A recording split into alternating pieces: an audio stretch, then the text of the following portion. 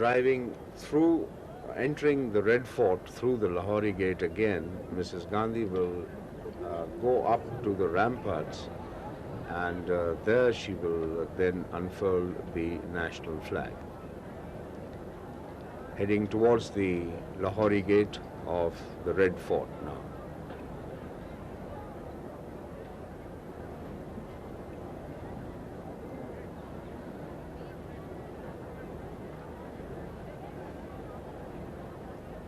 And there you can see the deep moat which skirts the Red Fort on all sides. And the road on which the jeep is traveling runs all along this moat around the Red Fort.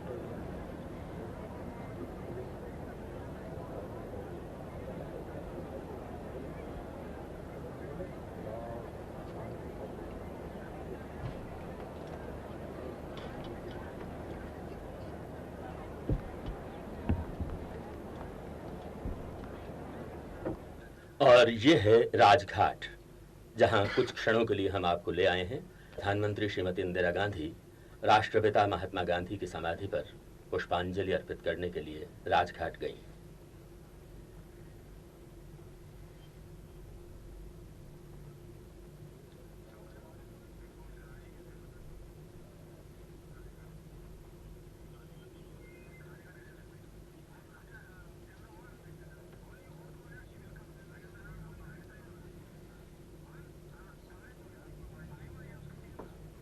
और ये है वो पावन स्थल, फूलों से आच्छादित, जहां वो महामानव सो रहा है जिसने दुनिया को सत्य और अहिंसा का पाठ पढ़ाया, मार्ग दिखाया और भारत को अहिंसा के बल पर आज़ादी दिलाई।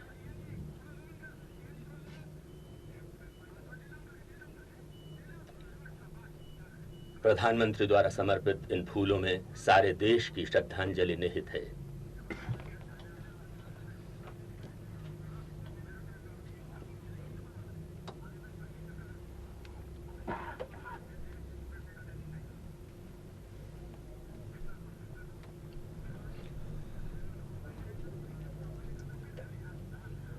और अब ये फिर लाल किला, लिफ्ट से ऊपर पधारी हैं प्राचीर प्रधानमंत्री।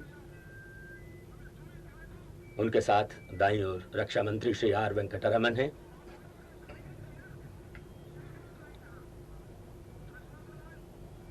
वर्षा लगातार हो रही है।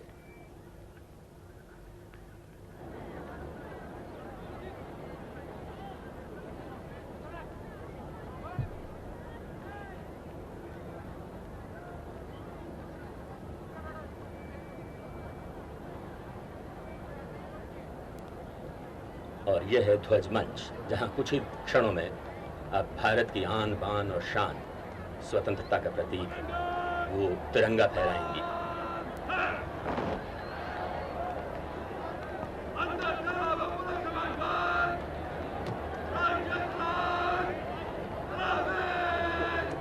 Helping Mrs. Gandhi to unfurl the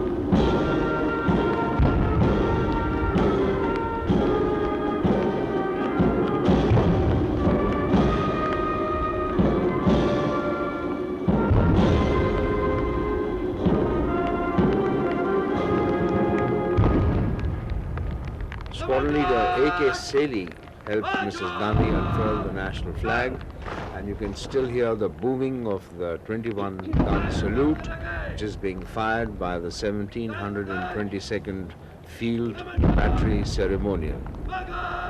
The Guard of Honor now prepares to march off from the parade ground. It turns right at the Guard Commander's command, and the Air Force band strikes up Sare Jahan Se Acha for the exit of the Guard of Honor from the parade arena.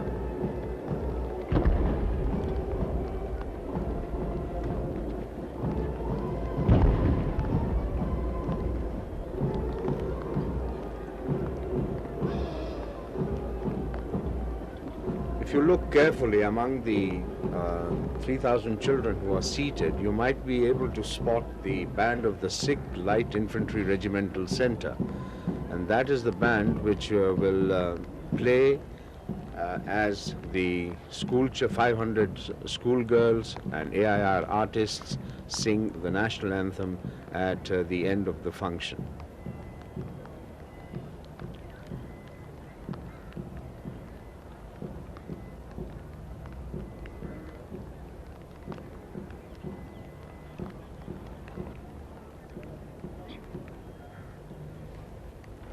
भाइयों, बहनों, प्यारे बच्चों,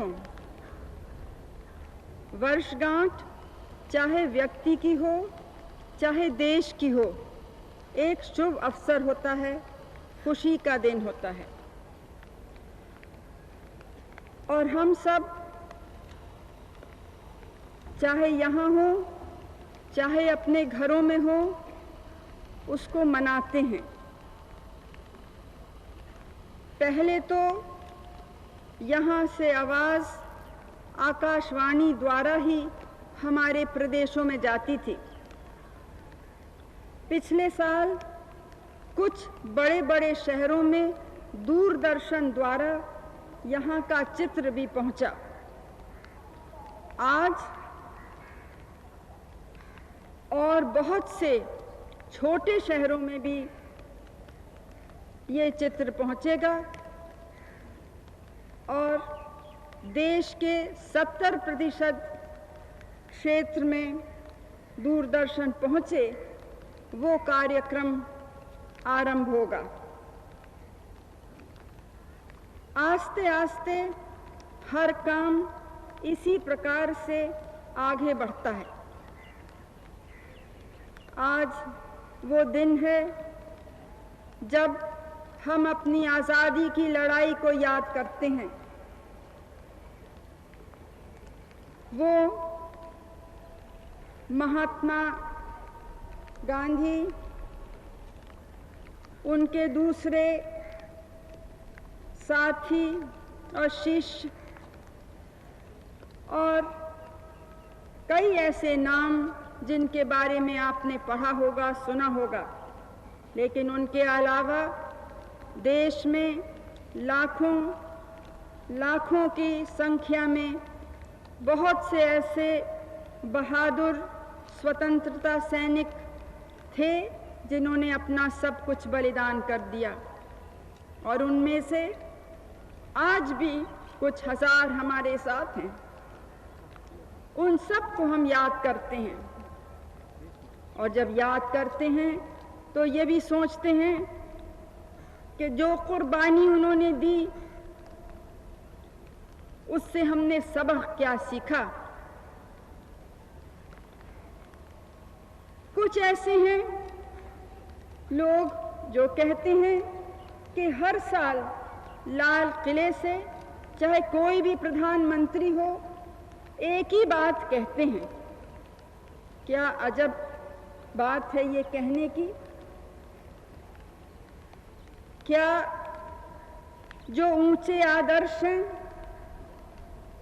जो चरित्र को बनाने वाली चीजें हैं, देश के मनोबल को उठाने की बातें हैं, देश की सुरक्षा की, देश की प्रगति की, देश की उन्नति और विकास की बातें हैं, क्या वो हर बार कहनी नहीं है?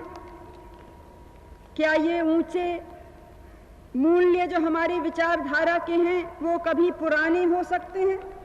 और क्या उनको हर साल नहीं, हर दिन हमको याद नहीं करना है और अपने दिल में, अपने मन में उनको दोहराना नहीं है? ये केवल हमारे देश के लिए नहीं, सभी देशों के लिए ये सत्य है। ये अवसर ऐसा नहीं है कि क्या क्या उपलब्धियां हुई, क्या क्या बड़े छोटे काम हुए, क्या लोगों के, साधारण लोगों के जीवन स्तर किस प्रकार से ऊपर उठा, उस पर विस्तार से बोला जाए न समय है और न ही उचित है। लेकिन हमारी प्रगति कितनी हुई है ये सबके आंखों के सामने है।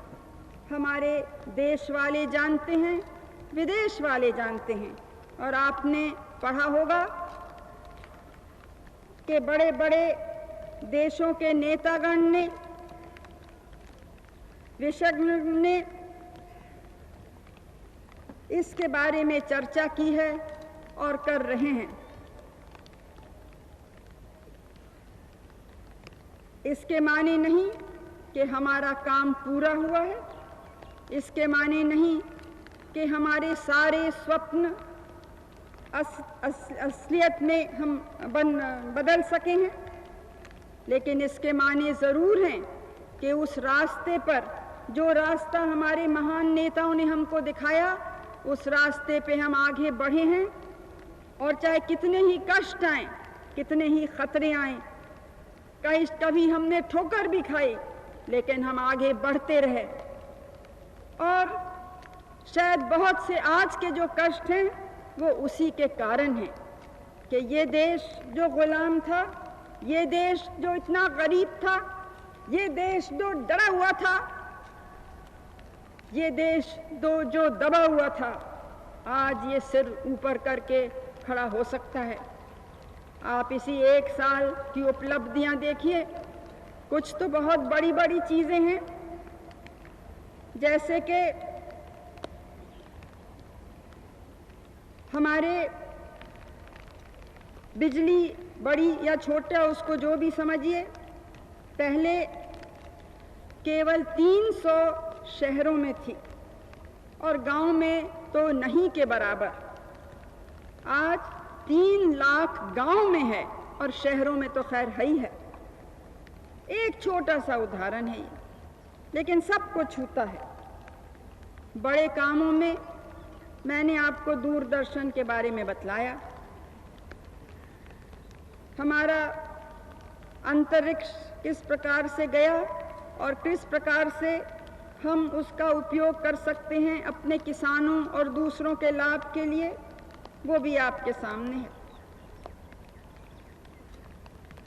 बिजली घर हमारे ही इंजीनियरों ने पूरी भारतीय जानकारी के साथ खड़ा किया मद्रास के पास कल्पकम में। 2 महीने में एक दूसरा अंतरिक्ष आसमान में जाने वाला है। ये बड़े काम हैं, लेकिन सब ऐसे हैं जिनका संबंध आपके जीवन से है, किसान के जीवन से, मजदूर के जीवन से, विद्यार्थियों की शिक्षा से और गृहिणी के प्रतिदिन के जीवन से। इस साल जब से हम यहाँ पिछले दफे मिले, यहाँ पे एशियाई खेल भी हुए। एक नौजवानों का कार्यक्रम था। उसके बाद गुट निरपेक्षता का सम्मेलन हुआ। वो भी भारत की एक उन्नति और भारत की क्षमता, किस प्रकार से हम काम कर सकते हैं, वो दुनिया को देखने का अवसर मिला। मैं अपने नौजवान खिलाड़ियों को बधाई देती हूँ, जिस प्रकार से उन्होंने हमारा सिर ऊपर रखा। और इस वक्त मैं विशेष करके उनको, जो हमारी क्रिकेट टीम ने वर्ल्ड कप जीत के भारत का सम्मान बढ़ाया, उनको भी बधाई देती हूँ। ये जैसे कि आज़ादी की लड़ाई में कुछ नाम ऊपर आके चमकते थे, सब उनको देखते थे, वैसे ही ये नाम हैं जो चमकते हैं। लेकिन ये न समझिए कि दूसरे लोग, दूसरे नौजवान, दूसरे बच्चे या हमारे किसान, हमारे मजदूर ये बधाई के पात्र नहीं हैं। अपनी अपनी जगह पे सब पसीने से मेहनत कर रहे हैं, अपनी अपनी जगह पे एक एक कदम करके भारत को आगे ले जा रहे हैं। उन सब को हम बधाई देते हैं। उनके नाम हम नहीं जानते हैं, उनको हमने देखा नहीं, उनकी शक्ल नहीं पहचानते हैं, लेकिन वो है भारत की नींव, भारत की बुनियाद, भारत के गरीब, भारत के जनजाति आदिवासी, भारत के हरिजन, पिछड़ी हुई जाति और सब जातियां। असल में मेरा विश्वास जातिवाद में नहीं है। मैं तो चाहूंगी कि ये शब्द हम हटा दें अपने देश से, हम सब अपने को एक माने, इस महान देश के महान नागरिक अपनी तरी को माने, क्योंकि आज का दिन जब हम उपलब्धियों के तरफ देखते हैं, सफलताओं के तरफ देखते हैं, तो कमजोरी के तरफ भी देखना है। किन बातों ने हमको पीछे रखा, कौन से रोड़े हमारे रास्ते में आए कि हम तेजी से आगे नहीं बढ़ सके। तो हम देखते हैं कि जो सबक आजादी की लड़ाई ने हमें सिखाया था कि केवल एकता और अनुशासन से सफलता प्राप्त हो सकती है, हम देखते हैं कि आज जाने या अनजाने कुछ ऐसे लोग हैं, कुछ ऐसे तबके हैं जो जाति के नाम से समाज को चोट पहुंचाते हैं, धर्म के नाम से धर्म को ही धक्का पहुंचाते हैं, प्रांतीयता के नाम से देश को आघात करते हैं। ये है हमारी कमजोरी। और एक और है कि अपनी हिम्मत हारें, आत्मविश्वास छोड़ दें। ये चीजें हैं जिन्होंने भारत को पीछे रखा है, भारत के मनोबल को कम किया है। देश के अनेक भाग में हम देखते हैं कि आंदोलन हो रहे हैं, लोगों की मांगें हों, ये लोकतंत्र में स्वाभाविक है और हम हमेशा लोगों से बात करने को तैयार हैं, यथाशक्ति मांगों को पूरा करने के लिए तैयार हैं। लेकिन हमको हर समय ये भी देखना है कि एक की मांग पूरी करने से कहीं दूसरे को हानि न पहुंचे, कहीं दूसरे की कमजोरी न हो। इसलिए इन सब मांगों में सबसे बातचीत करनी है, सबके हित को देखना है। अगर सब पूरी तौर से संतुष्ट नहीं हो सकते तो कम से कम असंतोष को कम करने की कोशिश करनी चाहिए। ये आंदोलन जो होते हैं, चाहे उनके नेता हिंसा चाहे चाहे नहीं, हमने देखा है कि हिंसा आ ही जाती है। कौन करता है हमको नहीं मालूम, जब मालूम होती है तो उन लोगों को सजा भी मिलती है, उन लोगों को भी कभी कभी नहीं मालूम होता है, लेकिन उसके कारण देश को हानि होती है, विकास का काम रुक जाता है। जो विकास के नाम में आंदोलन चलते हैं वो ही विकास को रोक देते हैं। कुछ समस्याएं हैं जो हमारे संग चली आ रही हैं। आसाम की समस्या है, एक बड़ा अजब प्रचार उसके बारे में हो रहा है। वहाँ की कुछ बात जो है उसमें सच्चाई है, बाहर के लोग आए हैं। हमारी कोशिश है कि उनका आना रोकें और जो नाजायज तरीके से आए हैं उनका परिचय करके उनको कुछ दूसरा प्रबंध करने की कोशिश करें। ये बात आज की नहीं, ये जब पहले दफे मैंने बातचीत की उसी समय ये बात मैंने वहाँ के लोगों के सामने रखी, लेकिन उन्होंने कहा कि या तो पूरी बात माने और या हम जो ये करना चाहते हैं आप वो भी नहीं करने देंगे। तो जो काम हो सकता था इन सालों में वो काम रुक गया। अब उन्होंने कहा है कि नहीं शुरू कीजिए, तो जो हमने पहले कहा था वो काम अब आरंभ हो रहा है। उसके बारे में एक अजब कहानी और भी सुनने में आई, ये कि वहाँ जो हमला हुआ और जिसमें बहुत से लोगों की जानें गईं, मुसलमान हमारे भाई और बहन उनकी जानें भी गईं, उनके गांव भी जलाए गए, और हिंदुओं के भी, जनजाति के लोगों के भी, हरिजनों के भी, मजदूरों के भी, जो बाहर के गए हुए बिहारी या उत्तर प्रदेशी मजदूर थे उन पे भी, इन सबों पर जो हमला हुआ उसका खंडन भी मैं कर चुकी हूँ और उन लोगों के प्रति सहानुभूति भी रख चुकी हूँ। लेकिन प्रचार क्या हो रहा है? प्रचार ऐसा हो रहा है जैसे हमारा हाथ उस मारकाट में था। अगर उन लोगों के पास आप जाइए तो आपको स्पष्ट बताएंगे कि कौन उनकी बचाव में लगा था, कौन उनकी रक्षा कर रहा था। ये सच है कि कहीं कहीं रक्षा में कमी हुई इसीलिए वो मरे, ये तो है हमारी जिम्मेदारी। लेकिन प्रचार इस प्रकार का हो रहा है जैसे हमने ये करवाया। और बहुत से कौन लोग कर रहे हैं प्रचार, जिन्होंने स्वयं ऐसे भाषण दिए, ऐसा वातावरण बनाया, इस प्रकार से लोगों को उकसाया कि ये घृणा और हिंसा के वातावरण फैली। आज पंजाब की भी समस्या है।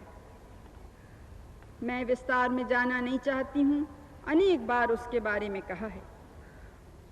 हमारे देश में हमारी कोशिश रही है कि हर एक प्रदेश, हर एक कौम, हर एक क्षेत्र को न्याय मिले और देश की जो पूरी दौलत है, साधन है, उसमें वो भागीदार बने।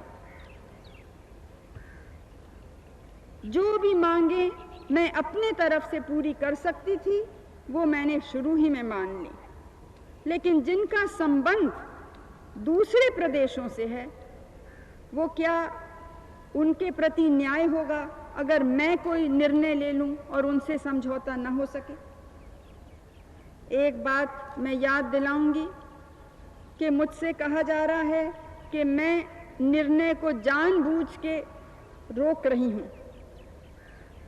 अगर कोई भी प्रदेश, कोई भी कौम कमज़ोर होती है तो क्या केंद्रीय सरकार को उससे लाभ हो सकता है या वो केंद्र सरकार की भी कमज़ोरी हो जाएगी? क्योंकि हमारी मजबूती हमारे प्रांतों की मजबूती पर निर्भर है। केंद्र क्या है? क्या केवल दिल्ली शहर है या दिल्ली में सेक्रेटेरिएट है या प्रधानमंत्री का दफ्तर है? केंद्र तो एक ऐसी जगह है जो सब लोगों को संग रख सकती है। देश की सुरक्षा जिसकी जिम्मेदारी है, देश के सब लोगों को न्याय मिले वो उसकी जिम्मेदारी है। कि ये ना हो कि जो जोरदार है वो ज्यादा ले ले, चाहे व्यक्ति हो, चाहे प्रांत हो या कुछ और। लेकिन असली ताकत हमारी तो प्रदेशों में है। जब कमी पड़ती है साधन की तो उससे हम पर भी बोझ बढ़ता है। हमारे जितने मंत्रालय हैं उनके पैसे कटते हैं और उसी प्रकार से जो प्रदेश हैं उनके भी कटते हैं। इससे हमें खुशी नहीं है, लेकिन हम लाचार हैं। अगर अच्छी वर्षा हुई तो तस्वीर में परिवर्तन तुरंत आ जाता है। अगर सूखा पड़ा, बाढ़ हुए, आंदोलन जिसमें इतना रुपया खर्च होता है उनको थामने में, ये चीज़ें अगर न हों तो और भी तेज़ी से हम आगे बढ़ सकते हैं। लेकिन जो बात मैं आपसे कह रही थी पंजाब के बारे में वो ये है, करीब 2 साल से ये समस्या मेरे सामने आई है। लेकिन सन 80 में हमारी सरकार आई, उसके पहले मैं याद दिलाना चाहती हूँ कि 3 साल तक जो लोग आज आंदोलन कर रहे हैं और मांगे उठा रहे हैं, उनकी हुकूमत पंजाब में थी। उसी 3 साल उनके 2 मंत्री केंद्रीय सरकार में थे। उन्हीं 3 सालों में उनके सहयोगी जो उनके पड़ोसी प्रांत हैं वहाँ की सरकारों में थे। इसलिए पूरे 3 साल उनके सामने अवसर था कि वो इन अपनी समस्याओं का, अपनी मांगों को पूरा कर सकते थे मिलके। उस समय ये आवाज नहीं उठी। उस समय क्यों नहीं ये इन समस्याओं का समाधान हुआ? ये एक छोटा सा प्रश्न मैं उनसे और आप सबसे पूछती हूँ। क्या वो दोषी नहीं है कि जब उनको ऐसा मौका मिला तब उन्होंने उस मौके का लाभ नहीं उठाया? क्यों? क्योंकि शायद उस समय भी जो चाहते थे वो नहीं मिल सकता। तो सारा बोझ ठहरा कि हम आए तो हमारे ऊपर यह डाला जाए। हम तैयार हैं, अगर जो दूसरे लोग हैं जिनका संबंध इन प्रश्नों से है उनके संग वो बैठ के और समझौता कर सकते हैं। इसी प्रकार से और भी आवाजें देश के भीतर उठी हैं जिससे हमें लगता है कि देश की मजबूती, देश की एकता को खतरा हो सकता है। वैसे हमारे देश में एकता की भावना बहुत मजबूत है। एक और अजब बात, गलत प्रचार एक हो रहा है। आसाम के बारे में मैंने आपको बतलाया, लेकिन सारे भारत में फैलाया जा रहा है। जब मैं अल्पसंख्या की बात करती थी तो ये कहते थे कि इनको तो केवल अल्पसंख्या की, माइनॉरिटीज़ की, मुस्लिम, सिख, ईसाई, इन लोगों की ज़्यादा चिंता है, और जो यहाँ अपार हमारी दूसरी हिंदुओं की जनता है उसकी बिल्कुल चिंता नहीं है। किसी संदर्भ में जब हिंदुओं की बात आई, और मैं याद दिलाना चाहती हूँ आपको कि हमारे देश में कहीं कोई बहुसंख्या में है और कहीं दूसरा बहुसंख्या में है। कहीं पे कोई धर्म के लोग अल्पसंख्या में हैं और कहीं दूसरे धर्म के लोग अल्पसंख्या में हैं। तो अगर बात मैंने जो भी अल्पसंख्या का है या जिसका कोई प्रश्न है या दुख है वो उठाई, तो अब ये नई बात चली कि इनको तो अल्पसंख्या के, माइनॉरिटीज़ के लोगों की बिल्कुल चिंता नहीं है, ये तो वोट चाहती हैं जो बहुसंख्या के लोग हैं। सभी राजनीतिक दल चुनाव के समय वोट चाहते हैं, लेकिन इस लाल किले पे जब हम खड़े हैं और जब हम आज़ादी की लड़ाई को याद कर रहे हैं तो ये भी याद करें कि हम कैसे ज़माने में पैदा हुए, कैसा जीवन गुजरा, किस कुर्बानी और सेवा के वातावरण में हमने कार्य किया, और हमारी परंपरा ने हमें ये सिखाया कि जीतने में खुशी होती है, हारने में कुछ दुख होता है, लेकिन जीतने और हारने के ऊपर भी कोई चीज़ है, वो अपना कर्तव्य करना, वो अपने देश की तरफ देखना, और चाहे हम अपना काम पूरा न कर सकें, कम से कम जितनी हमारी ताकत है उतनी ताकत से हम उस रास्ते पे आगे बढ़ सकें। आज़ादी की लड़ाई के दौरान में बहुत से लोगों की जानें गईं, बहुत से लोगों ने आज़ादी नहीं देखी। हम भी छोटे थे तो कल्पना भी नहीं थी कि अपने जीवन में देख सकेंगे, लेकिन उसने हमारे कदम को हल्का नहीं किया, हमारे संकल्प को कमज़ोर नहीं किया। हमें मालूम था कि जहाँ तक हम पहुँचा सकेंगे हम पहुँचाएंगे, और उसके बाद कोई और आगे बढ़ेगा। आज भी उसी भावना से हम विकास का काम कर रहे हैं, उसी भावना से देश को मजबूत करने का काम कर रहे हैं। देश के सामने बहुत से खतरे हैं, अंदरूनी कमजोरियां तो हैं, बाहरी खतरे भी हैं। मैं आपको डराना नहीं चाहती हूं और मुझे ये भी मालूम है कि आप डरने वाले भी नहीं हैं, लेकिन हम सब का कर्तव्य है कि स्थिति को पहचानें। संकट को हम जानेंगे तभी उसका सामना करने के लिए पूरी तैयारी हो सकती है। आजकल साम्राज्यवाद पहला जैसे नहीं रहा। आज वो अपनी फौज लेके देश में नहीं आता है। आज वो छुप के अनेक प्रकार के दबाव डालता है, आर्थिक दबाव, राजनीतिक दबाव, दूसरे प्रकार के दबाव, और वो फौजों से कुछ कम नहीं है, उससे भी ज्यादा खतरनाक है, क्योंकि साधारण लोग उनको पहचान नहीं सकते। बहुत से देशों में हमने देखा क्या हुआ है, आज़ाद हैं लेकिन आज़ादी पर कुछ छाया भी पड़ गई है। भारत ये नहीं चाहता। भारत का रास्ता स्पष्ट है। भारत का रास्ता है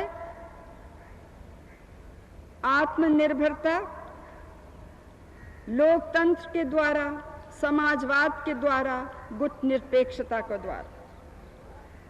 कुछ लोग हमें कहते हैं कि इधर झुक रहे हैं, कोई कहते हैं उधर झुक रहे हैं। हम हर निर्णय भारत के हित को देखते हुए, विश्व शांति के हित को देखते हुए हम लेते हैं। कुछ लोगों से हमारी दोस्ती ज्यादा हो सकती है और कुछ से कम, लेकिन दोस्ती या मतभेद को हमने निर्णय लेने के रास्ते में कभी नहीं आने दिया। निर्णय हमारा एक सच्चा निर्णय होता है, और अभी तक हमें जो सफलता प्राप्त हुई है हर क्षेत्र में, वो इसी कारण कि लोग जानते हैं कि ये आदर्शवादी देश है। इसके माने नहीं कि सब आदर्श पूरे होते हैं, इसके माने नहीं कि हम में बुराइयां नहीं हैं, गलतियां नहीं करते हैं। दुर्भाग्य से भ्रष्टाचार की बात भी उठती है और हमें दुख से कहना होता है कि भ्रष्टाचार है, लेकिन अगर इसको एक हम भूत बना देंगे और ये कह के कि है इसलिए और हो सकता है, तो बहुत गलत बात होगी। हम हर एक को देखना है कि कैसे इस भूत को अपने बीच में से हटाएं। दूसरे देशों में भी होता है, उनका जो जी चाहे करें, हमें उनकी चिंता नहीं है, हमको अपनी चिंता है, और अपनी चिंता को दूर करने के लिए पूरा काम करना चाहिए, चाहे किसी भी क्षेत्र में हो, चाहे अफसरान हो, चाहे राजनीति में हो, चाहे साधारण दुकानदार या कोई दूसरे हो। हम सबों को देखना है इस वक्त अपने लाभ और हित के ऊपर देखना है कि अपने छोटे से लाभ के लिए क्या हम सारी समाज को कमजोर करने को तैयार हैं? क्या हम ऐसी स्थिति लाने को तैयार हैं जिसमें हमारे बाल बच्चों को नुकसान हो? ये चीज हर एक नागरिक को सोचनी है। महिलाओं के प्रति भी अत्याचार हो रहे हैं, कोई नई बात नहीं है, लेकिन अब समय आया है जब इसको बर्दाश्त नहीं करना है। समय आया है कि सारी समाज को इसको उस दृष्टि से देखना है कि ना महिला के प्रति अत्याचार होना चाहिए, ना पुरुष के प्रति अत्याचार होना चाहिए। लेकिन महिलाओं को शक्ति नहीं मिलेगी, हमारे नौजवानों को शक्ति नहीं मिलेगी, हमारे देश के जो रीढ़ की हड्डी किसान हैं उनको शक्ति नहीं मिलेगी, जो हमारे हाथ, समाज के हाथ और पैर हैं, ये भारत के मजदूर, उनको शक्ति नहीं मिलेगी। और जो तमाम लोग रहने वाले हैं, चाहे किसी प्रदेश के हों, चाहे कोई भाषा बोलते हों, चाहे किसी भी धर्म का पालन करते हों, ये सब न्याय के पात्र हैं। और ये तभी मजबूत होंगे जब हर एक को न्याय मिले। और ये न्याय, ये बड़ा काम केवल सरकार द्वारा नहीं हो सकता है, अफसरान द्वारा नहीं हो सकता है। ये तो हर एक नागरिक समझेगा कि मैं इस देश का नागरिक हूँ, ये मेरी भी उतनी जिम्मेदारी है, क्योंकि इससे भविष्य बन रहा है, और भविष्य अगर सुंदर नहीं हुआ तो मुझे हानि होगी, मेरे आते हुए पुश्तों को हानि होगी। ये भावना हमको आज सीखनी है। मैंने कहा अभी कि हमारी सीमा पर भी खतरा, सीधा खतरा तो नहीं है, लेकिन सारे विश्व में युद्ध की बातें हो रही हैं। भारत शांति प्रिय रहा है और इसीलिए गुट निरपेक्षता का आंदोलन आरंभ करने में भी हमारा बहुत बड़ा हाथ रहा। हम विशेष करके अपने पड़ोसियों से दोस्ती चाहते हैं। अभी हाल में भी कुछ घटना ऐसी हुई और मैं दोहराना चाहती हूँ कि किसी भी देश में हम दखल नहीं देना चाहते। उनके अंदरूनी प्रश्न जो हैं उनको उनके संभालना है, लेकिन अगर बड़े पैमाने पर हिंसा हो, हत्या हो, लूटमार हो तो उसका खंडन हमको करना पड़ता है और हमेशा ही हमने किया है। हमारे पड़ोस में एक देश है जिससे बहुत घनिष्ठ संबंध भारत के रहे हैं, श्रीलंका। वहाँ जो बीता है उसमें भारत के नागरिकों पर भी बीता है, इसलिए हमारी वहाँ के बारे में विशेष चिंता है। दखल देने के ख्याल से नहीं, लेकिन मैत्री हमारी बनी रहे, संबंध हमारे बने रहें और हमारे जो लोग वहाँ पे हैं, हम तो नहीं चाहते कि किसी पर भी कुछ हानि हो, लेकिन क्योंकि हमला हमारे लोगों पे हुआ है, हमारे नागरिक या हमारे देश से जो गए हैं, तो उनकी विशेष चिंता और जो इस हिंसा के शिकार हुए हैं उनके संग सहानुभूति हमें प्रकट करनी है। तो इस प्रकार, लेकिन इन सब समस्याओं में से हमको बहुत समझ बूझ के चलना है। जोश में आके एक कदम गलत पड़ता है तो उसकी हानि बहुत दूर तक होती है और फिर संभालना मुश्किल हो जाता है। ये ईश्वर की कृपा है कि अभी तक इन सब अंतर्राष्ट्रीय मामलों में हम एक धीरज के रास्ता हमने लिया और यही कारण है क्योंकि हमने समझने की कोशिश की, समझ बूझ के पैर आगे बढ़ाए। यही कारण है कि हमको सफलता मिलती रही। हमको कोई ऐसी बात नहीं करनी चाहिए जिससे कि जो हम चाहते हैं उसी का उल्टा हो, जिनका भला चाहते हैं उन्हीं को शायद हानि हो। बहुत देशों में भारत के लोग रहते हैं, कुछ वहाँ के नागरिक हो गए हैं और कुछ भारतीय नागरिक रहे हैं। उन सब का हमको ज़रा ध्यान देना है, दखल देने के ख्याल से नहीं, लेकिन मानवता के ख्याल से। और अगर जैसे मैंने पहले कहा कि किसी एक जाति या एक धर्म के बारे में चिंता की बात जो है, मुझे अगर चिंता है, चाहे हिंदू, चाहे मुस्लिम, चाहे सिख या जो दूसरे अनेक धर्म भारत में हैं, तो इसलिए नहीं कि वो हिंदू, मुस्लिम या सिख हैं, लेकिन इसलिए कि वो भारत के नागरिक हैं, इसलिए कि वो इंसान हैं। और आज दुनिया में ऐसी हालत हो गई है, आर्थिक संकट, चुनौतियां सब जगह हैं, बेरोजगारी है। हाँ, एक बात आपको कहना मैं भूल ही गई, हमारी बेरोजगारी बहुत बड़ी समस्या है, उसके तरफ हम ध्यान देते आए हैं। और हमने 2 कार्यक्रम बनाए हैं, एक जो भूमिहीन हैं उनके लिए, क्योंकि हमारे देश में सबसे गरीब वही हैं और बेरोजगारी का बोझ सबसे भारी उन्हीं के ऊपर पड़ता है। हम चाहते हैं कि हर एक परिवार में से कम एक सदस्य को रोजगारी मिले। ये कार्यक्रम तुरंत शुरू होने वाला है और उसके लिए एक बहुत बड़ी रकम अलग की है। महाराष्ट्र में ये चालू हुआ था और वहाँ सफल हुआ, इसलिए हम इसको सारे देश में फैला रहे हैं। लेकिन मैं आपको याद दिलाना चाहती हूँ कि एकदम से हम हर एक तक नहीं पहुँच सकते हैं। हमारी आशा है कि शुरू में करीब 3 लाख तक पहुँच सकेंगे और जैसे जैसे सफलता मिलेगी और लोग इस स्कीम के अंतर्गत आ सकेंगे। इसी प्रकार शहरों में सबसे बड़ा बोझ है शिक्षित नौजवान के ऊपर। इसलिए उनके लिए भी हमारी कोशिश है कि प्रतिवर्ष 2 या 2.5 लाख ऐसे शिक्षित बेरोजगार नौजवानों को अपने पैरों पे खड़े होने के लिए हम साधन दें।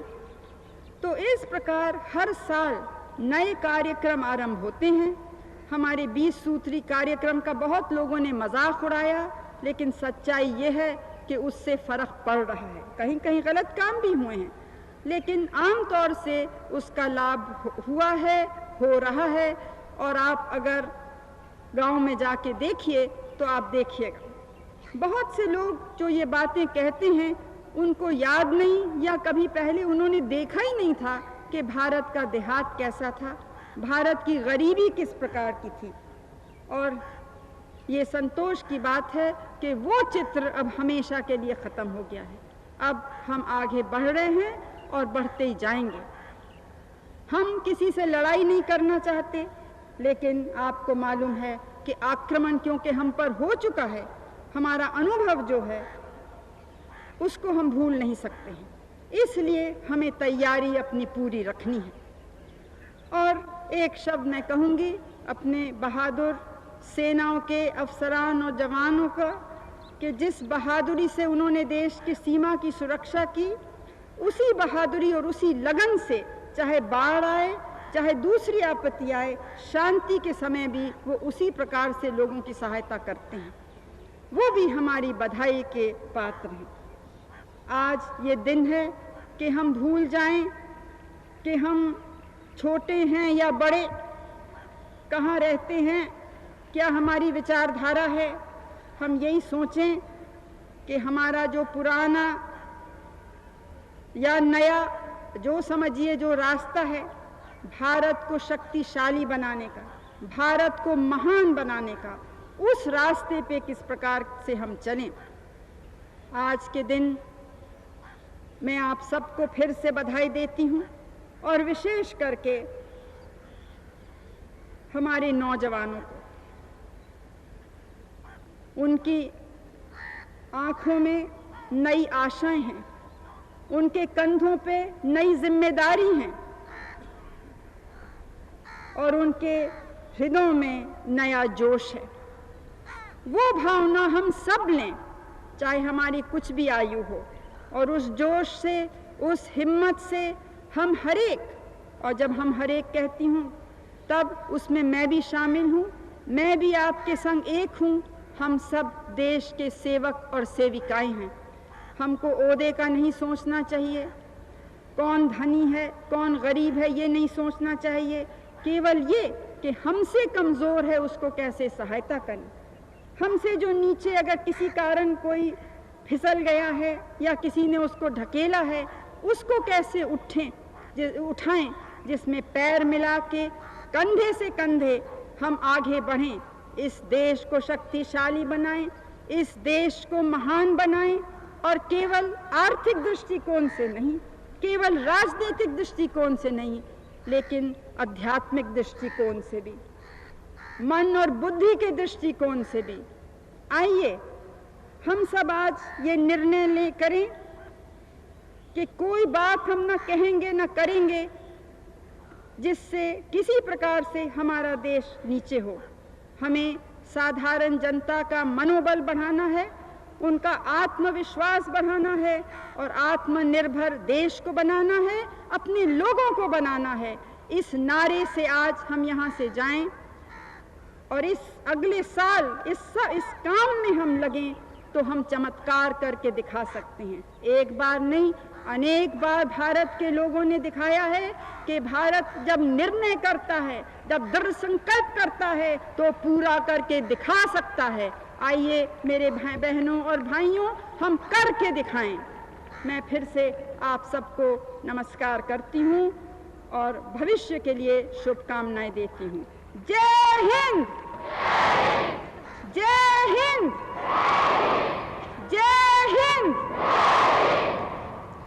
गण गण गण अधिनायक पंजाब सिंध गुजरात मराठा द्राविड़ उत्कल बंग विंध्य हिमाचल यमुना गंगा उच्छल जलधि तरंग तब शुभ नामे जागे तब शुभ आशीष मांगे गाहे तब जय गाथा जनगण मंगलदायक जय हे भारत भाग्य विधाता जय हे जय हे जय हे जय जय जय जय हे।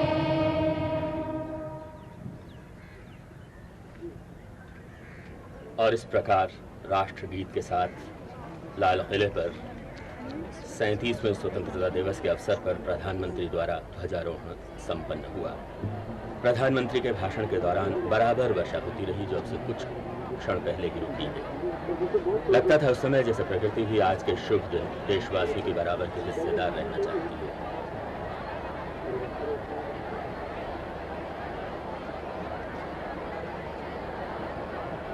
ये हमारा ध्वज है, राष्ट्रीय ध्वज। आज संकल्प का दिन है और साथ ही ये सोचने का दिन भी कि 36 वर्ष की आज़ादी की यात्रा के बाद हम कहाँ पहुँचे हैं और साथ ही देश के प्रति हमारा क्या दायित्व है। आने वाले दिन और भी उजले हों, सुहावने हों और हम अपने भविष्य को बनाने में जुटे रहें। इस झंडे की अगुवाई में भारत के लोग, हम और आप सुख समृद्धि के रास्ते पर बढ़ते रहें। यही आपकी हमारी आज के शुभ दिवस पर मंगल कामना है।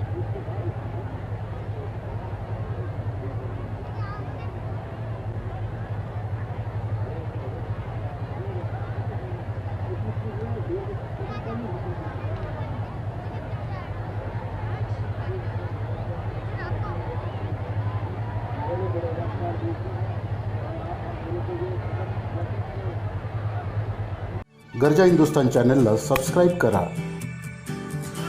आणि ताज्या घडामोडी जाणून घेण्यासाठी बेल आयकॉनवर प्रेस करा.